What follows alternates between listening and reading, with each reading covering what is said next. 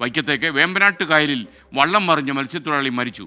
ചെമ്പിലെ സദാനന്ദനാണ് മരിച്ചത്. Toby Johnson കോട്ടയത്ത് നിന്ന് വിശദാംശങ്ങൾ നൽകും. പറയൂ Toby.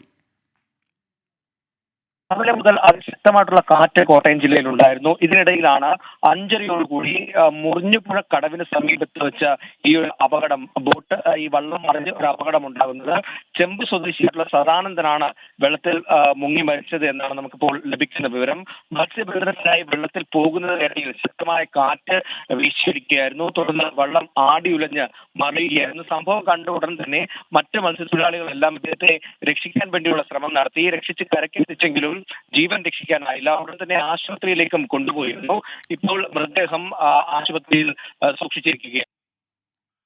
Okay, thank you Toby Johnson. വിധി ദിനത്തിൽ 24 മാജിക് ജൂൺ 4 ചൊവ്വാഴ്ച രാവിലെ 5 മണി മുതൽ 24-ൽ.